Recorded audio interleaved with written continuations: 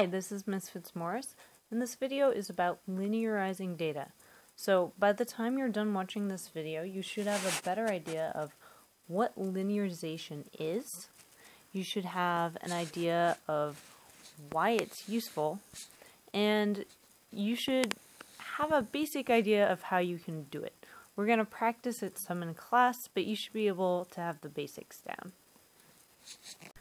Okay, so you could probably tell from the name that by linearization, we mean taking some kind of graph and turning it into a straight line. Okay, so in math you have all different types of graphs, right? And in physics we're going to have different types of graphs and different equations. So obviously this first one that I drew is linear. And the equation that goes with a line is y equals mx plus b, as you know from algebra. Okay, the y is your vertical axis. I'm writing a v for vertical. The x is your horizontal. I'm writing an h for horizontal. The m, of course, is your slope. So, oops. So the m is your slope, and that green line is going to stay there. Of course, b is always going to be your intercept.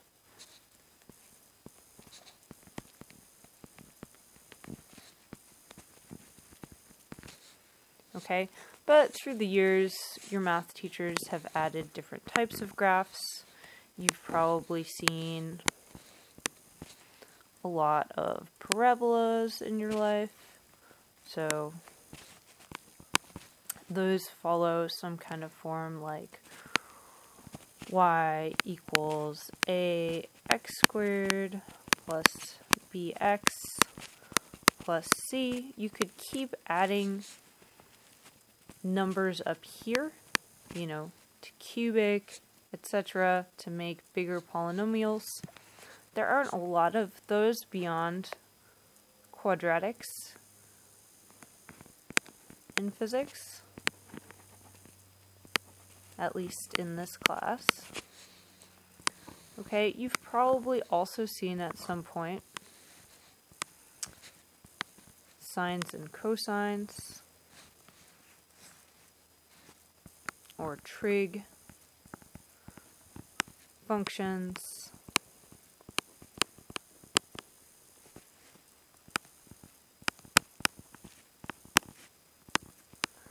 And then lastly, you may not have thought a lot about these, but you've probably at some point seen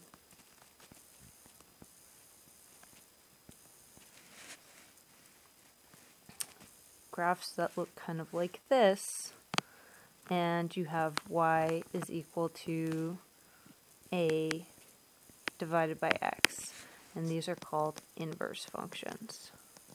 And you'll see these and really a lot of other different types of graphs. These are the main ones in physics. The problem is everything except for these linear graphs are kind of hard to deal with mathematically. And so when we're doing physics, we kind of try to rearrange things so that we can make all of our graphs linear. So you might be asking to yourself, to me, what do I mean by making graphs linear? Okay, so from Algebra 1, you know that all lines have the form y equals mx plus b. Okay, and the tricky thing is that all of our physics equations can secretly be written in this form. Okay, so I'm going to give you an example from chemistry, because you've probably taken chemistry more recently than physics. You have PV equals nRT. Okay, and if you were to graph P versus V, okay, so first you'd want to solve for P. You have P equals nRT divided by V. I just brought the V over. You would get something that looks kind of like this. Okay. That would be kind of hard to deal with, because what if you had a graph that looked like this, you had a bunch of data points that made up that graph, and I said, find me T. Okay? What you could do is you can look at this thing right here, and you can rewrite the equation. It's the same equation, P equals nRT times 1 over V. And you might be saying, all you did is factored out the V. How does that make your graph align? Okay, I'm going to rewrite underneath. I'm going to say P is my Y, and on my graph that's true. But instead of having V as my X, I'm going to use 1 divided by V. And then this nRT, it becomes my slope.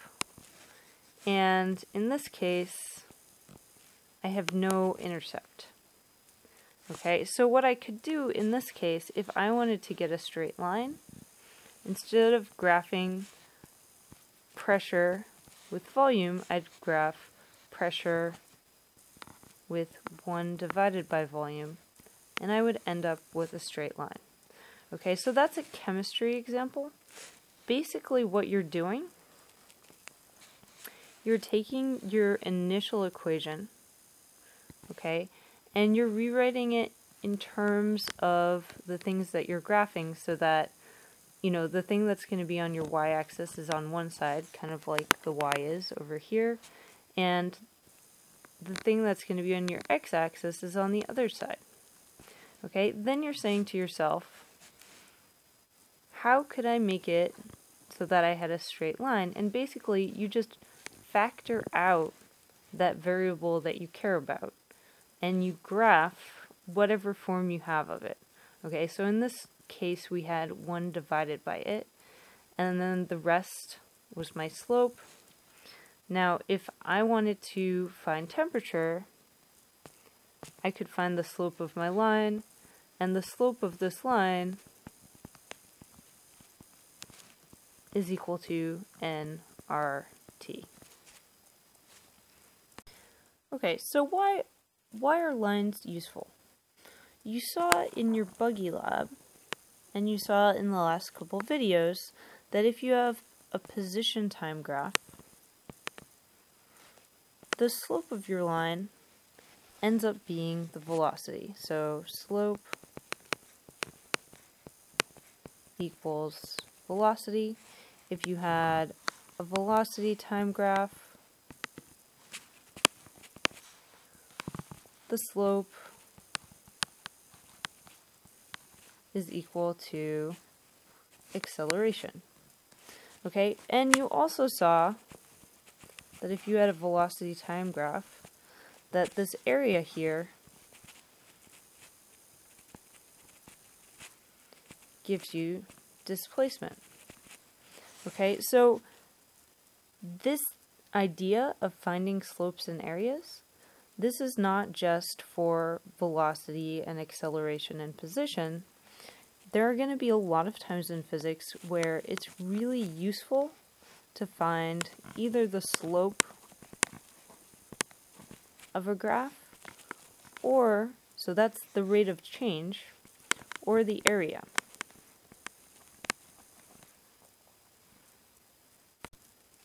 Now you can find those two things for any kind of graph. In truth, you know, if you had a graph that looked like this, and you were really careful about it, you could probably get an estimate of the area, but it's a lot harder. You know, likewise, you could always draw a tangent line, but it's a lot harder than finding the slope of an actual straight line. So here's an example of why linearization might be useful. Okay, and somebody actually asked me about this in first period. What if you have a curved graph and you want to know the acceleration?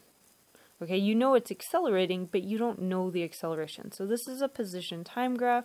You can tell that your object starts at 0. It starts off not moving, and then it gets faster and faster and faster and faster. You can tell that it has a positive acceleration, and you should be able to tell because the slope is positive that it's always moving forward. But you don't know what that acceleration is. On the other hand, if you were to instead graph position versus time squared, you'd be able to get a straight line. Okay, and so to see why this is the case, let me set this down here. It's just going to be crooked. To see why this is the case, we have to think about the equation that relates position and time. Okay, so our main kinematics equation, x equals x naught plus v naught t plus 1/2 a t squared. Okay, looking at our main kinematics equation, you can see that if you have an acceleration, it has a t squared, it should be quadratic like this one here. Okay, but if you want acceleration to be the slope of a line. You want to be able to find it. Okay, and so what you can do to linearize it, and I'm going to write this as y equals mx plus b. X is your y. Okay. This stuff is kind of your intercept. 1/2 a is your m, and t squared is your x. So what they did, these are actually graphs of the same object moving in the same way. What they did for each and every one of these times was they squared it. So our first time was about 1, and you square 1, and you get 1. So this is just 1. But our second time was 2, and 2 squared gives you 4. And they kept the distances the same. And then the third time they had was 3. They squared it.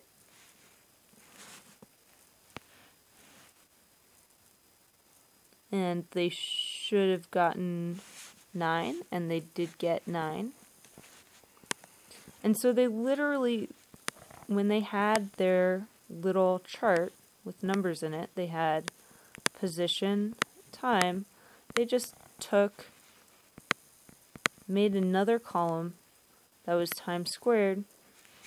They went from 1, time squared is 1, 2, time squared is 4, 3, time squared is 9, and that's what they used to make this graph. Okay, now if I asked you to find the acceleration, you could do that. Okay, you can see that slope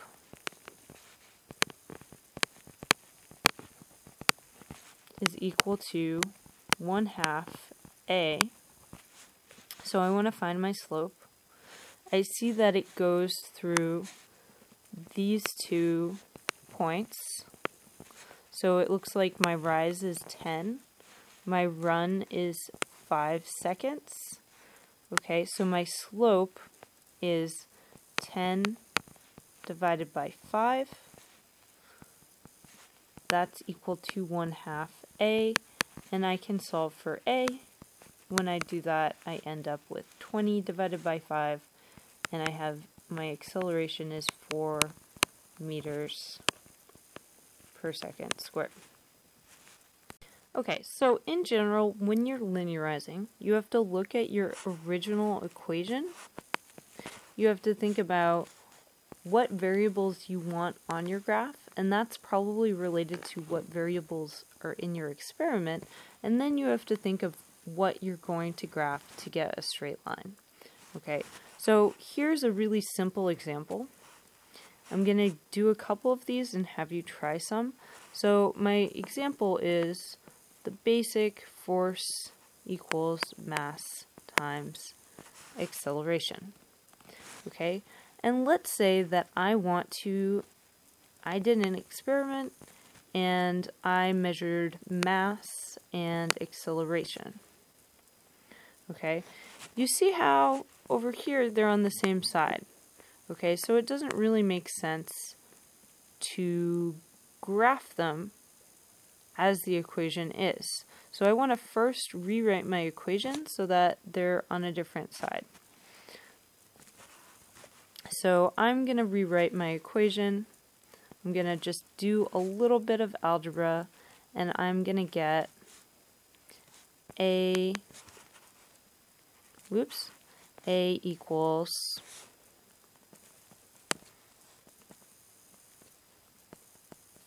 F divided by M. Okay, so all I did to this first equation is I divided it by M.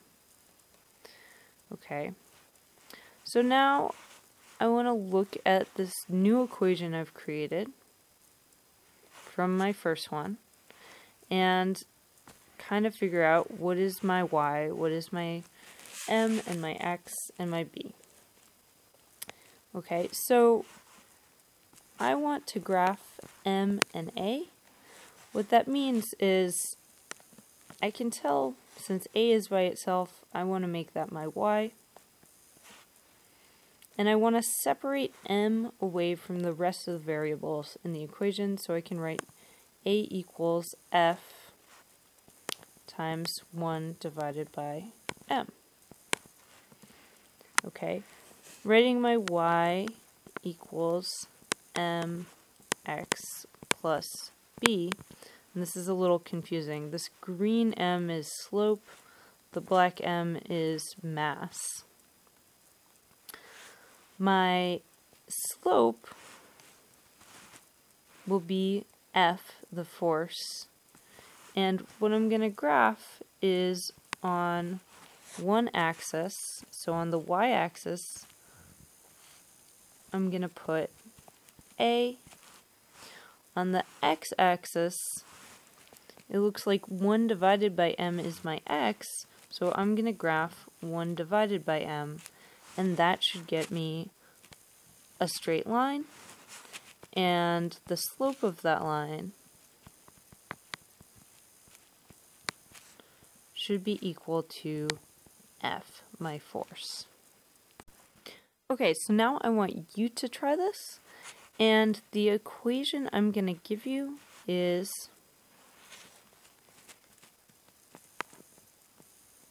F equals G m1 m2 divided by r squared.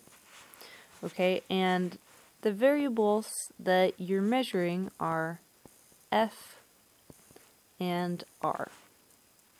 Okay, so what I want you to do is pause the video for a second, and I want you to try to think about what it is that I have to graph. Okay, how would I have to rewrite my equation to graph it? And what would my slope mean? Okay, so take a second and do that, and then I'm going to give you the answer. Okay, so here is the answer. The way I'm going to rewrite this equation, I want to separate the r away from everything else, so I'm going to rewrite it as F equals G m1 m2 times 1 divided by r squared. So I've just factored it out away from everything. Okay, and again, I'm just going to write y equals mx plus b underneath.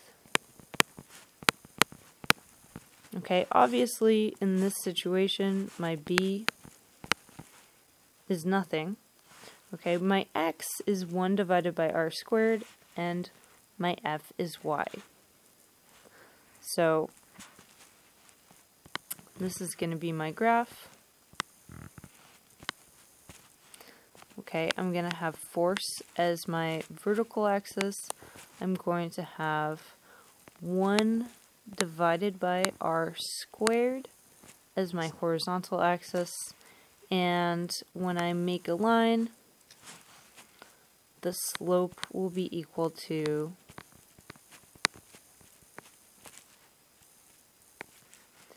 g times m1, m2.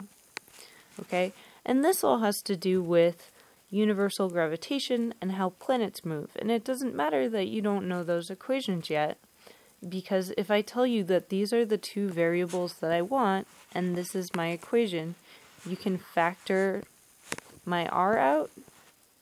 Okay, you can tell me that this 1 over r squared has to be my x variable, f has to be my y variable, and that my slope will be the thing that is out front of the r squared, 1 over r squared.